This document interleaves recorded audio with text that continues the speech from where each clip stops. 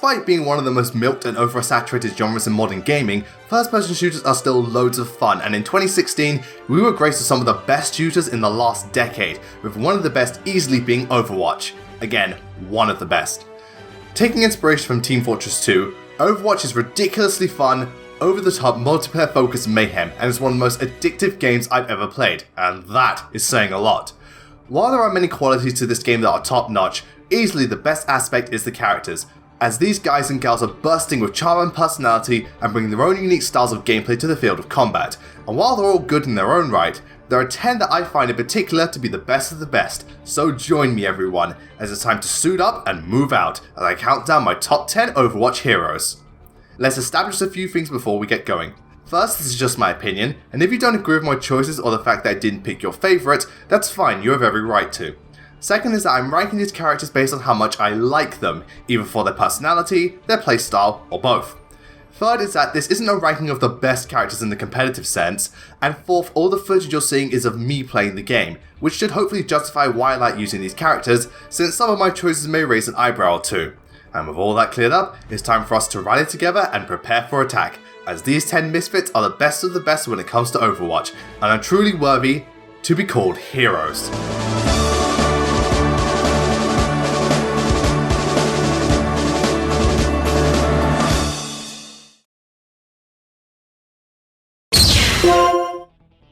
McCree. Sometimes in order to get something done right, you've got to do it the old-fashioned way, and considering Mr. Clearly Not Clint Eastwood over here, McCree's about as old-fashioned as they come. All joking aside, though McCree is certainly a standout hero, he's not the best in the offense class in my opinion, and a bit more situational than most, but that doesn't change the fact that this guy's got it where it counts.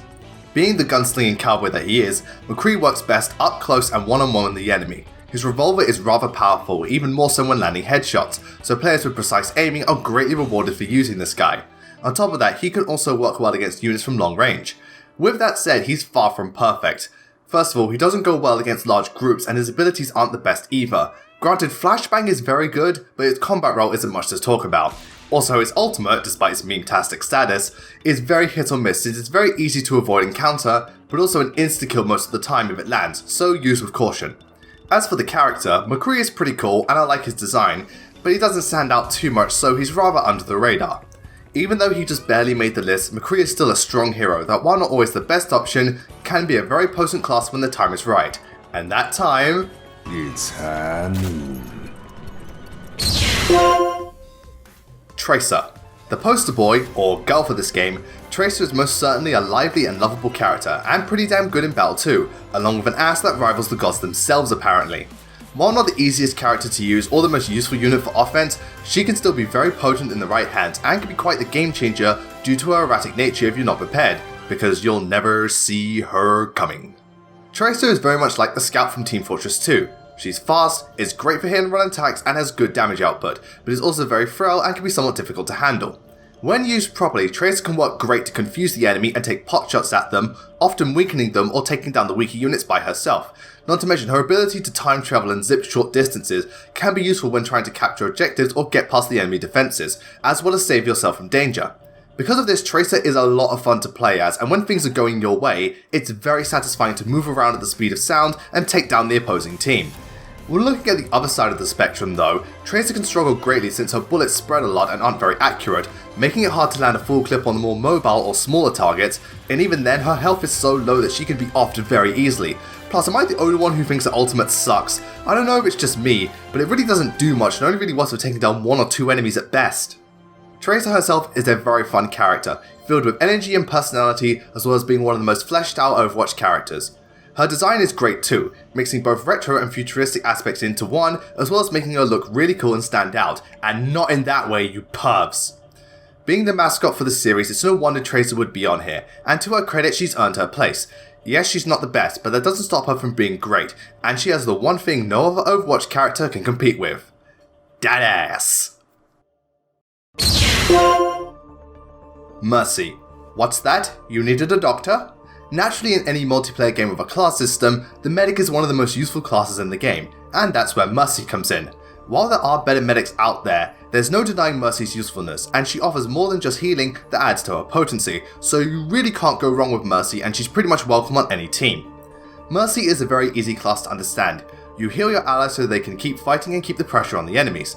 This alone makes Mercy a very reliable class, but on top of that she can also buff the team to make them output more damage, so if you ever find someone on your team who's really good, you know what to do. This is pretty much all that Mercy can do, and while lots of people don't like playing medic because you're missing out on all the action, I think it's fine with Mercy since Overwatch is a very chaotic game, so you're going to be healing your allies all the time. Also, her ability to fly towards allies makes moving around very easy. Mercy also has a very useful ultimate where she revives fallen allies, and that pretty much speaks for itself. Despite all these positives, Mercy suffers greatly when left out in the open, since she can barely defend herself and is very easy to take down, so be sure to stay out of sight of the enemy. Mercy is a more down-to-earth character compared to the rest of the cast considering her role as a medic, and I think it works well especially in the heat of the battle when your allies need a break from all that chaos.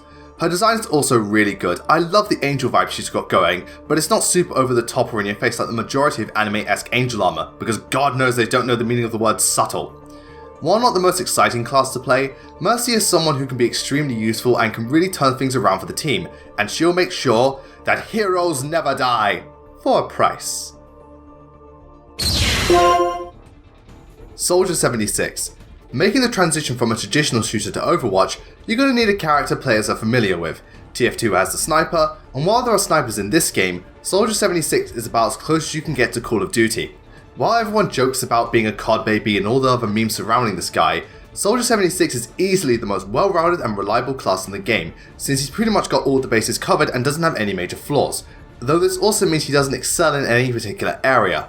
Nevertheless, this old dog can surprise you with a few new tricks. Like I mentioned previously, Soldier 76's playstyle is very similar to your typical Call of Duty game. Armed with an assault rifle, Soldier 76 is the ideal class for new players, and to his credit, he's a class that can cover just about anything. His damage output is strong and can fight from a distance, his abilities are useful for both himself and his teammates, and his ultimate is very useful when the enemy don't see him coming or are currently occupied fighting your allies, so despite being a noob class, he's a class that will definitely benefit any team and can work in any game mode. At the same time though, because he's so well rounded, Soldier 76 doesn't excel in any particular field compared to the other classes, and there will be certain situations where other characters are more useful to use, so when the going gets tough, I wouldn't recommend using him, but rather switch to someone else who can be more potent at that particular moment. Soldier 76 isn't a very exciting character and is a bit of a stick in the mud, which while making him rather boring, also makes him one of the more interesting characters as he's lived through the worst days of the Omnic crisis and has been there since the beginning. His design is also rather basic, but it works. Not too in your face, but also not too bland either. For a game like Overwatch, it's always necessary to ease players into the experience, and it's safe to say that's where Soldier 76 comes in. While he's rarely the best unit on the team, he'll never be useless, and though joked about as being a COD baby, knock these COD babies down and they'll keep getting back up. Zarya. You know the stock phrase, no pain, no gain? Well, Zarya takes that expression and literally embodies it, and I'm not just talking about her huge biceps. Despite being a pretty damn situational character and rather inconsistent, when Zarya gets the ball rolling, it does not stop and she can become an absolute monster on the battlefield. Taking all that punishment and dishing it back out at you tenfold, Zarya certainly knows how to bide her time. Zarya is by far one of the most difficult classes to play, but also one of the most rewarding. Starting out, Zarya doesn't seem like much. She has the lowest health for a tank and her damage output is pathetic. At first. You see, Zarya's main gimmick is that she can shield both her allies and herself, and when the shield is attacked, it charges Zarya's gun and makes it more powerful. With this in mind, you have to play smart with Zarya and activate your shield at the right time, and by doing so, you can turn Zarya into a monster. Once she has enough charge, Zarya will just rip through the enemies like they're nothing, and her secondary fire can deal a lot of splash damage. Additionally, the shields themselves can protect you and your allies when you need it most, and her ultimate can be amazing when paired with another ally's ultimate, often resulting in an entire team kill. Like I said though, Zarya is very difficult to play and can be rather frustrating since you really have to exercise patience with her, which isn't exactly the focus of Overwatch. Zarya as a character is very much a typical big powerful Russian woman, not that there's anything wrong with that. She's not too fleshed out or interesting, but she's got a certain presence and charm to her and it's just cool to be around, though her design is something I'm not the biggest fan of. I don't know, I'm just not huge on it, but that's just me. Sometimes you've got to take some punishment before you can move forward, and in this case, Zarya will take all the punishment you can dish out at her, because while not the best starting out, give her time and she will literally break you. Lucio. Let's say we raise the volume a bit, as Lucio is easily the best support class in the game, at least from my perspective. While other support units excel in other areas, Lucio has a wide range of useful abilities and is able to offer the most use to the team's efforts, and when it comes to a game like Overwatch, someone like Lucio is absolutely essential and will often be the reason for victory. Oh yes, he's that good. Lucio being a support class focuses on healing allies and buffing them, in this case boosting their speed. Now while you'll be healing most of the time, speed boost is actually very useful, especially on attack. Also, Lucio is a support class who is able to buff and heal allies just by having them be within his area of effect. Because of this, Lucio is a more independent support class and can contribute on both attack and defense while supporting his allies. Additionally, his ultimate is great when the team is pushing towards an objective, and while rather weak, he's one of the more fun support classes to play as, so you pretty much can't go wrong with Lucio. Despite all the praise, he's not perfect, since his healing rate is rather slow without using his boost ability, and for certain situations other support classes are a better choice, but overall Lucio has the most coverage and can benefit the team in many ways. Lucio himself is pretty much the very definition of cool. He's got a sweet getup, techno roller skates, and he's constantly listening to kick-ass music, so visually this guy's got everything going for him. Granted, Lucio is one of the more shallow characters in terms of depth, and he's so chill that sometimes he doesn't even seem like he belongs in the game with all this chaos. Nevertheless, supporting allies is always a big part of any multiplayer game, and when you've got so much coverage and options like Lucio does, it's easy to see why I consider him the best support hero in Overwatch. You've earned it, Lucio. Thank you. Diva. So get a load of this. Diva is a former professional gamer who now uses her skills to pilot a mech and take part in Overwatch. Okay, I don't know what games you were playing, but holy hell did they do you a lot of favours, because Diva is one of the most versatile classes in the game, especially for a tank, and works in just about any game mode or map, so she's a solid choice every time, not to mention being every gamer's ultimate waifu. I mean, come on, professional gamer, mech pilot, sexy jumpsuit, and drinks nano cola. I think Fire Emblem is looking for someone like you to join their ranks. Diva, being a tank class, is naturally gifted in taking damage and halting the enemy team's movement, however she can do much more than just that. Thanks to her abilities, Diva is by far one of the most flexible classes in the game. She never has to reload and her damage output can be very effective at close range. Her defense matrix can neutralize even the strongest of enemies' attacks and acts as a temporary barrier for the team. Her boosters allow her to travel great distances, reach targets in hiding, and allow her to escape with ease. Plus, even if her mech is destroyed, she will jump out and can fight with her pistol. All of this combined makes for a unit that works in just about any map or game mode, and is one of the best units to use when alone on the battlefield with no allies in sight. It seems Diva's reputation precedes her, but even then she can still have her off days, as often other tanks like Reinhardt and Roadhog are better for offense and defense. Her attack range is poor and requires her to get in close to be effective, and her ultimate, while very strong, is also very easy to avoid or block, so most of the time it won't do more than just briefly delay the enemies. Diva is certainly a very colourful character, even in a game like Overwatch, thanks to her cute charms and very competitive attitude, and pretty cool design as well. An ideal Twitch streamer if I ever saw one. Diva is mostly an entertaining character though, as she's not too interesting and at times feels like product placement. I mean, come on, professional StarCraft player? Really? But even with that said, she's got more than enough appeal to make me come back for more, as she is both a cool character and a badass on the battlefield. And even though I hear people say she needs to be nerfed, guess what? Nerf this!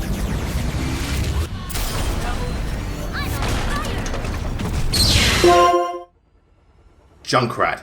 It's no secret that Overwatch was heavily inspired by Team Fortress 2, and some of the classes in Overwatch pulled inspiration from TF2 as well. Well, since the Demo Man was my favourite class in TF2, it comes as no surprise that I'd be a huge fan of Overwatch's answer to the one-eyed Scottish bomber, the one and only Junkrat. While Junkrat technically isn't one of the better units in the game, I still love using this guy and find him to be one of the better defense heroes, so him being this high is very much down to personal preference and experience. This is my list after all, so tier list be damned. Junkrat's playstyle is pretty much identical to the Demo Man, meaning he excels in indirect fire and splash damage.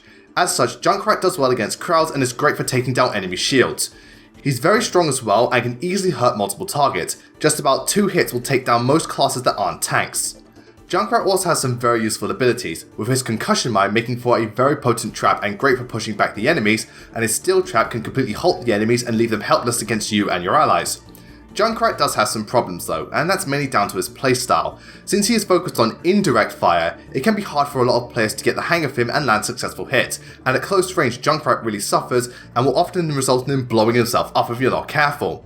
Also, I feel this ultimate is very weak, since most players can counter it with ease, and often you end up taking down only 1 or 2 enemies with it.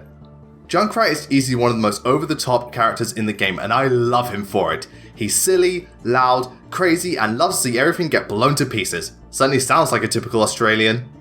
Sadly, all that craziness doesn't leave room for any depth, since Junkrat is one of the most one-note characters in the game, and his design isn't too spectacular either if I'm being honest.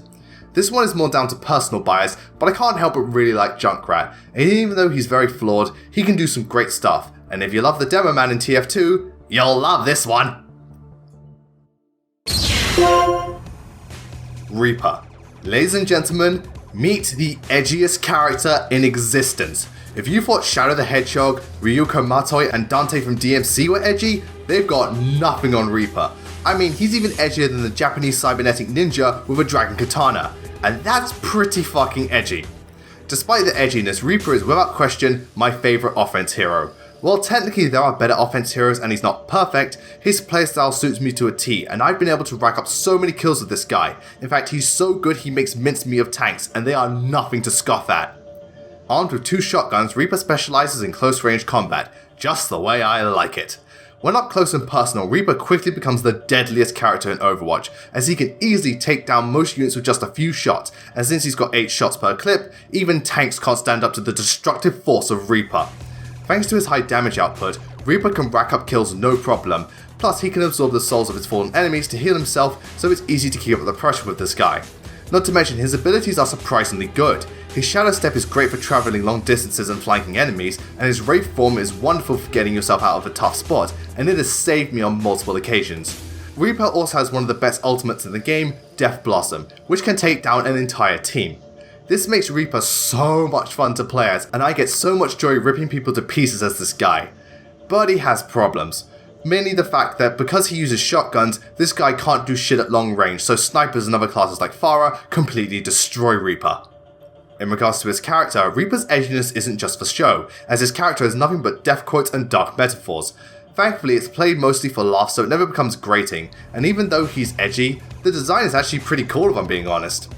On top of that, he's got more depth than most of the Overwatch characters, and is also one of the more interesting heroes as well. Sometimes a person's reputation is reflected in their actions, and it's easy to see why Reaper considers himself walking death, because he can walk right through the enemies like they're nothing and be the best offense hero in the game from my perspective. The only thing missing is that from now on, this should be his theme song.